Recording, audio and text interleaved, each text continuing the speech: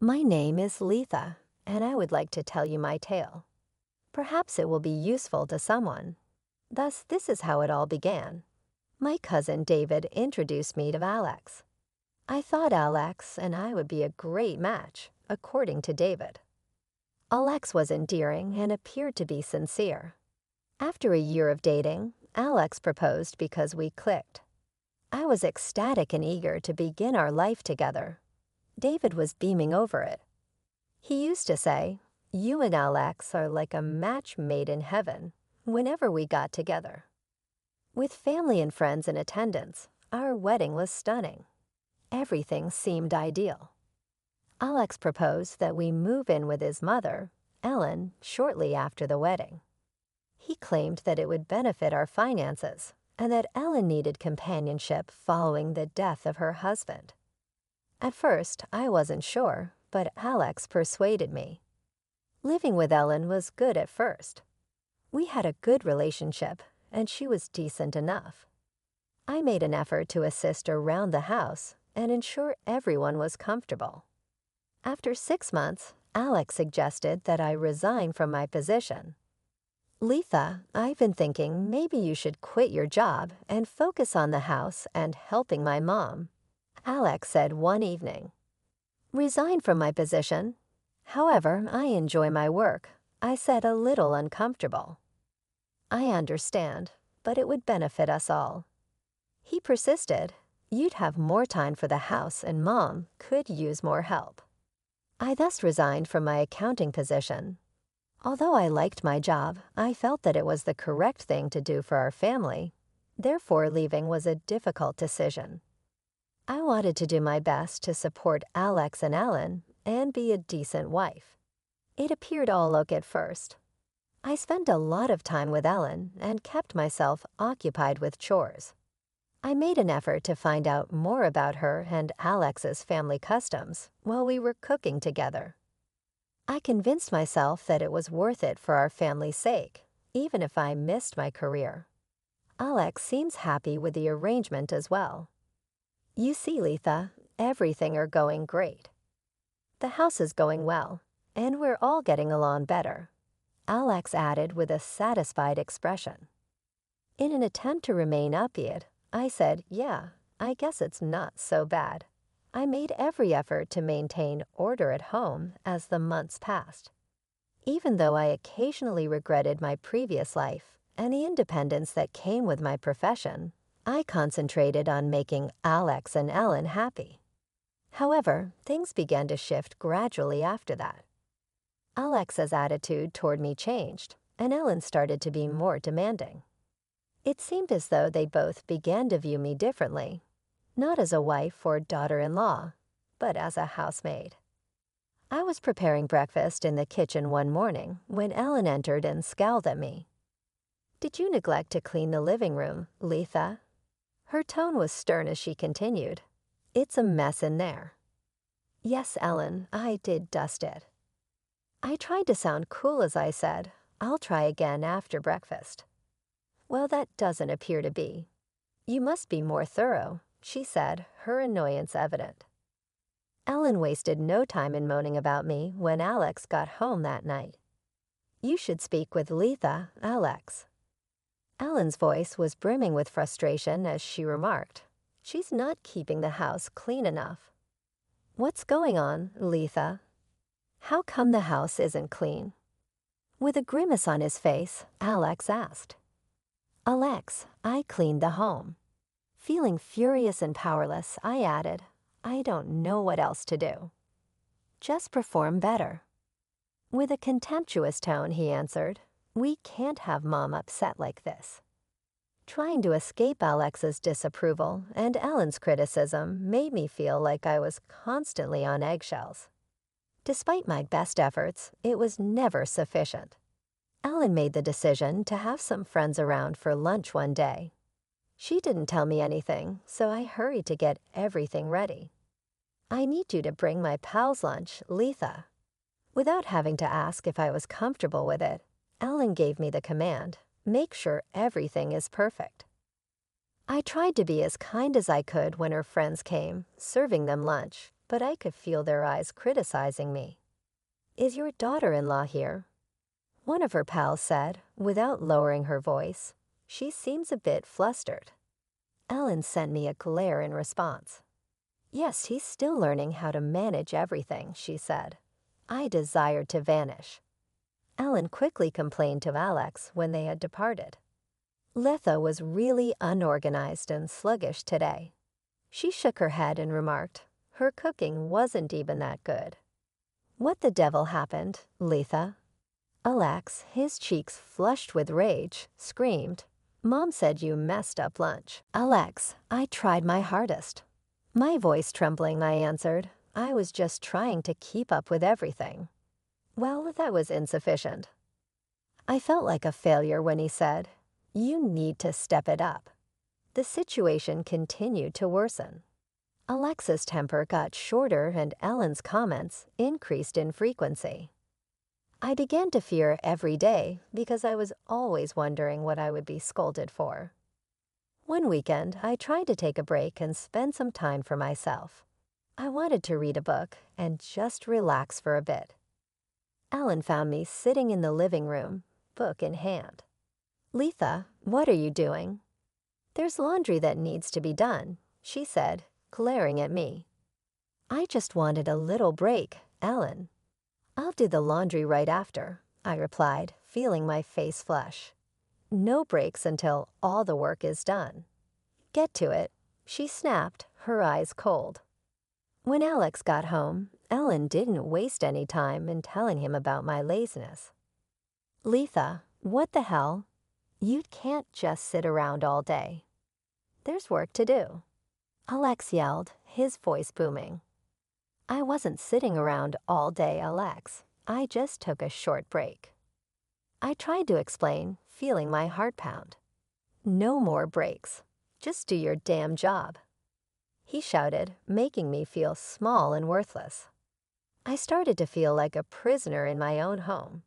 I was constantly on edge, waiting for the next criticism or outburst.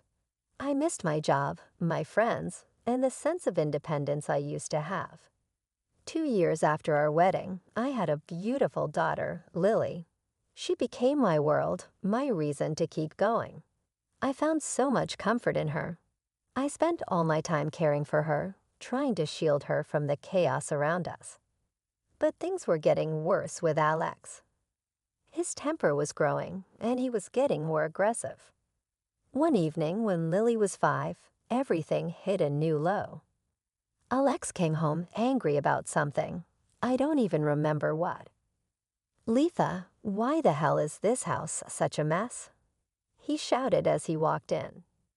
"I cleaned it, Alex. I've been taking care of Lily all day too," I replied, feeling the familiar knot of fear in my stomach. "Your clean isn't good enough.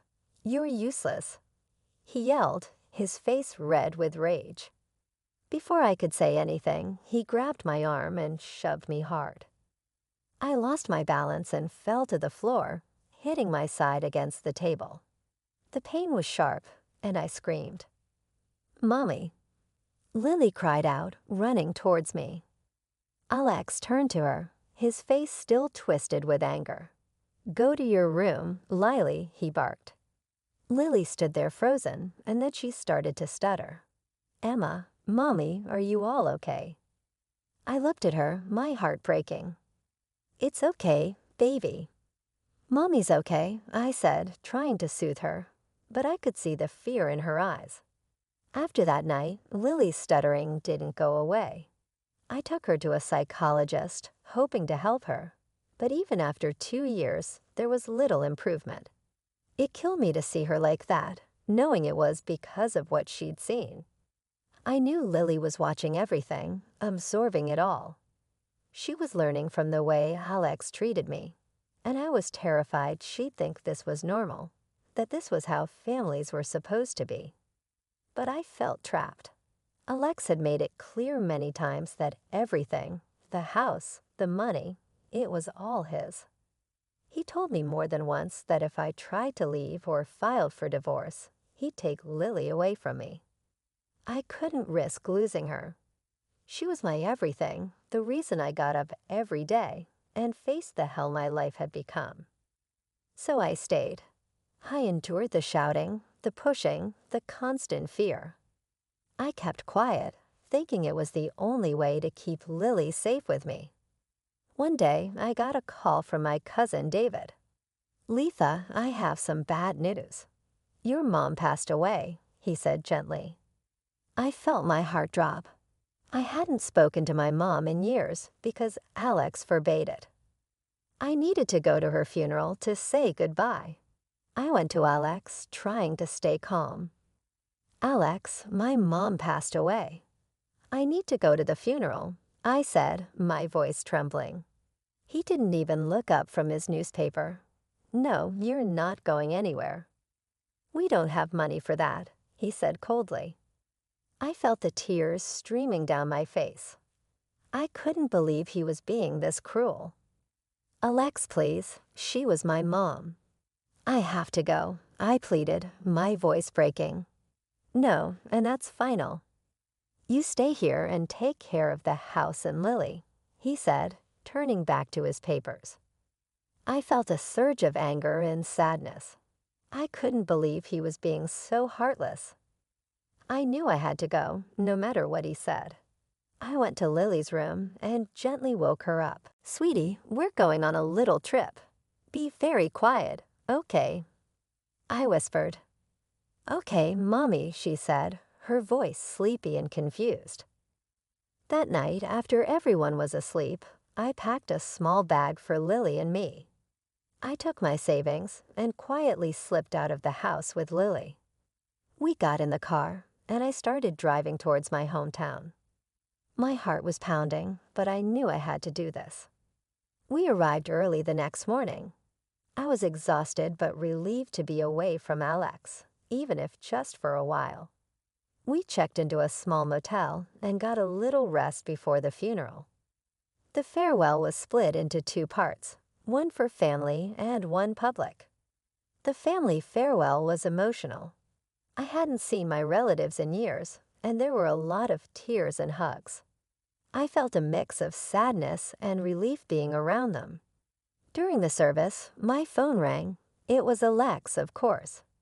I accidentally hit the speaker button, and his angry voice echoed through the room. "Letha, get your ass back home right now, or I swear to God I'll file for divorce and take Lily away," he shouted. Everyone turned to look at me, their faces showing a mix of shock and pity. I felt my face burning with embarrassment.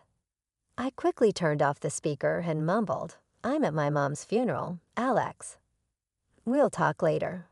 Then I hung up. For the rest of the service, I felt a knot of shame and anger in my stomach. I couldn't believe he'd humiliated me like that in front of everyone, but I also felt a strange sense of clarity. I knew I couldn't keep living like this. After the service, David came up to me. "Letha, you can't go back to that.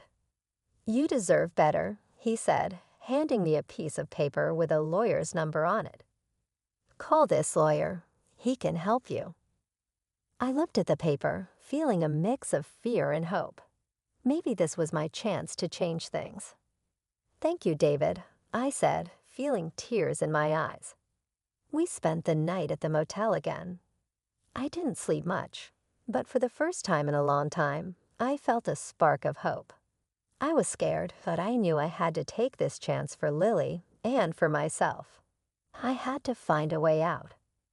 That morning, after my mom's funeral, I woke up with a new resolve. I knew I couldn't keep living in fear and letting Alex control my life. My mom had left me her house and a good amount of money. It was a lifeline, a chance to start over. I looked at the phone number David gave me, the lawyer who could help with my situation. I knew I had to act for Lily and for myself. Lily being with me during the funeral had almost stopped stuttering, and I wanted to keep that progress going. I took a deep breath and dialed the lawyer's number. "Hello, Mr. Thompson. This is Letha.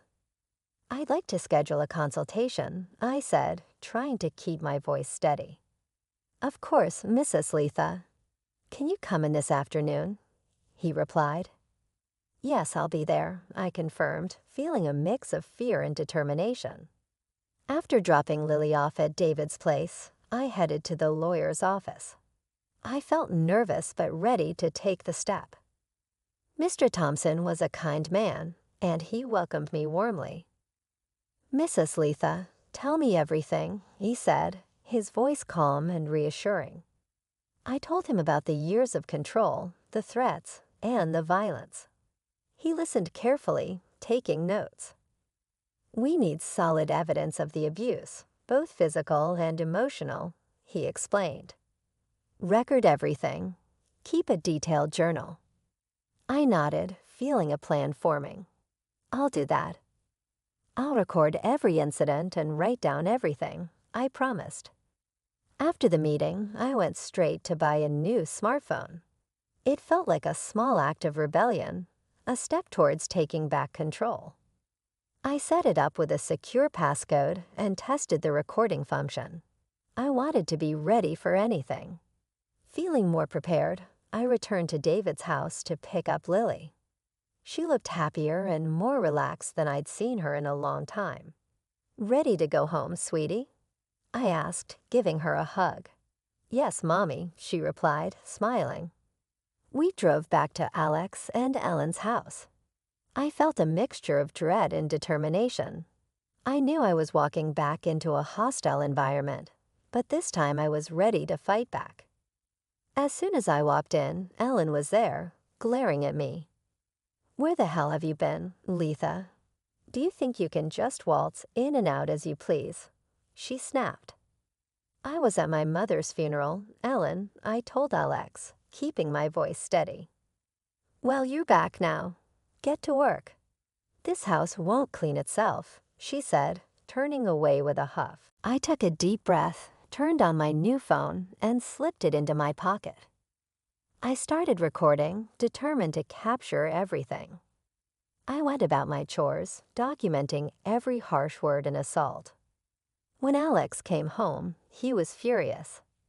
"Letha, what the hell were you thinking? Leaving like that without my permission?" he shouted. "I went to my mom's funeral, Alex." "I had to go," I replied, my heart pounding. "You don't do anything without my say-so. Do you hear me?" he yelled, his face red with anger. "Give me your phone and purse." I handed him my old phone, glad of my foresight. I wasn't going to let him intimidate me anymore. I was gathering evidence, building my case, and planning my escape. That night, after everyone was asleep, I sat down with my journal. I wrote down everything that had happened since I got back, every insult, every threat. I felt a sense of purpose, a determination to see this through. The days that followed were tough. Alex and Ellen were as hostile as ever, but I kept recording and documenting. I was building my case piece by piece, readying myself for the fight ahead. At dinner one night, Ellen started her usual tirade. She looked at me with disdain and said, "You're nothing but a walking girl, leaving the house without Alex's permission. Disgraceful." I felt a surge of anger. "Ellen, don't insult me in front of my daughter," I said, trying to keep my voice calm but firm. Alexa's face turned red with anger. "How dare you raise your voice at my mother?" he yelled, pushing me hard. I stumbled but didn't fall. He then swung his hand towards me, eyes blazing with fury. "You live here on borrowed rights, Letha. Don't forget that," he shouted. I took a deep breath, feeling a strange calm wash over me. I want to divorce Alex. Clearly, his face turned a deeper shade of red, and he screamed, "You belong to me. You'll be my property until death." I wasn't scared this time. I had my phone in my pocket, recording everything. I knew I had proof. For the first time, I felt a sense of control. Over the next week, I continued to record every insult and threat from both Alex and Ellen. Each time they belittled me, I quietly turned on my new phone's recorder. Ellen didn't hold back. "You're worthless. Letha can't even keep a house clean," she sneered. I noted it all down in my journal. Every insult, every harsh word went into my records. I knew this was crucial for my case. Alex wasn't any better.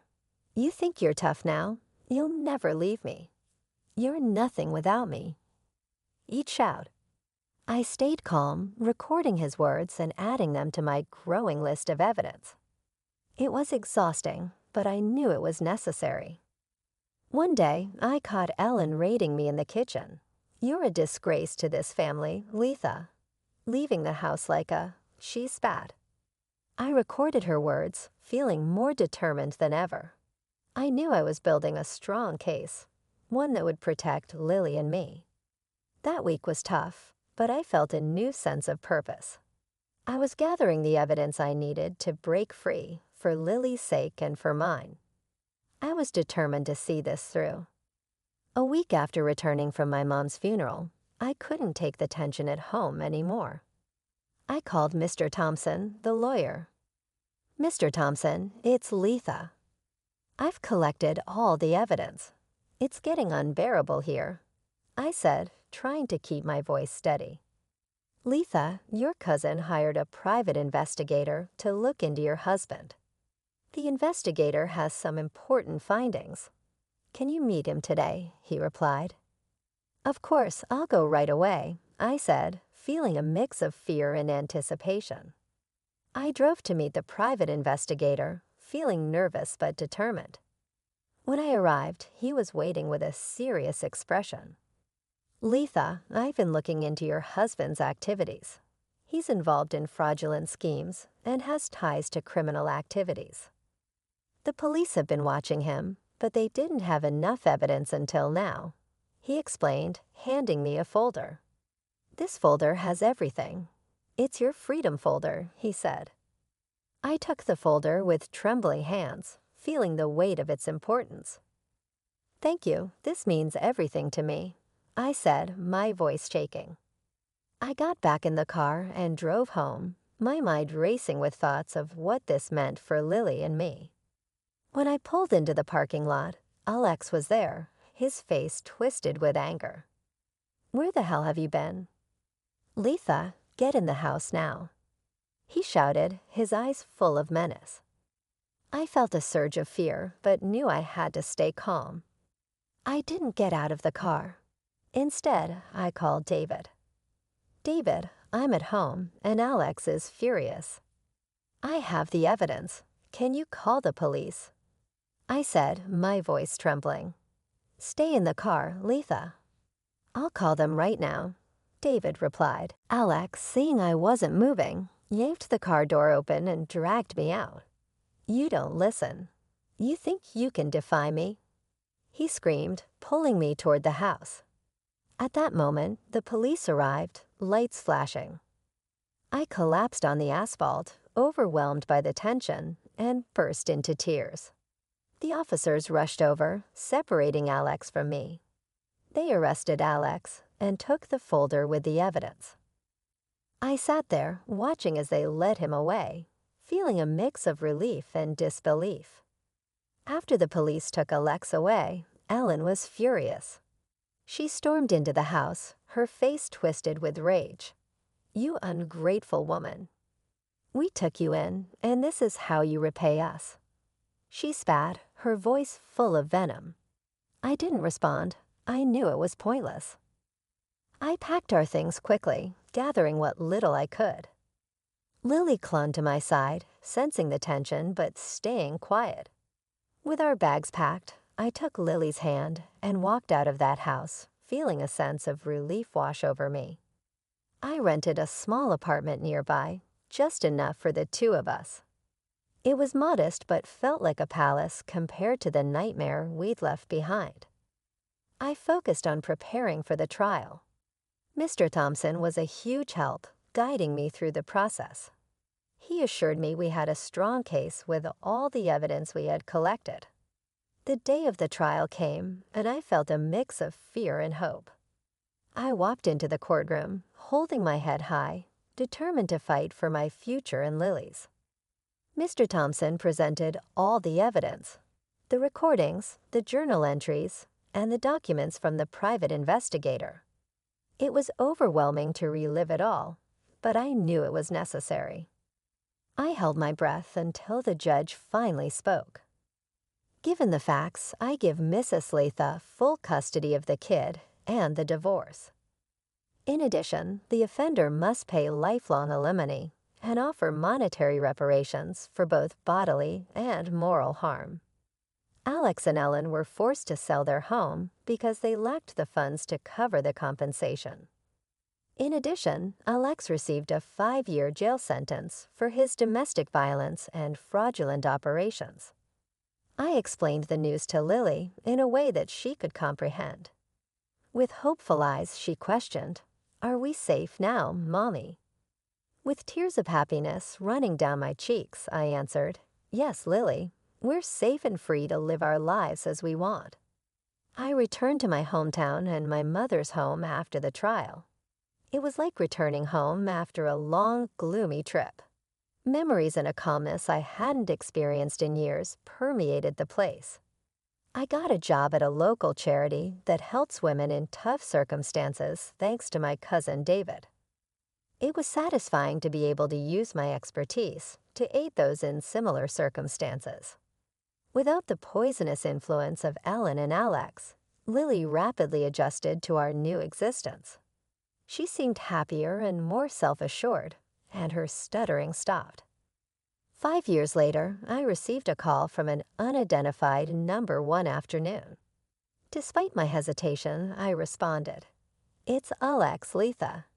His voice was gruff and demanding as he stated, "I want to see my daughter."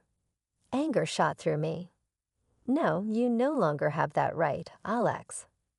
I firmly stated, "Don't bother us again," and hung up. I felt incredibly at ease as I watched Lily play joyfully in the yard. I was committed to safeguarding our new existence since we had gone so far. My main goal as Lily's parent was to instill in her the values of strength, independence, and self-reliance. I wanted her to realize her value as she grew up and never be under anyone's authority or denigrated.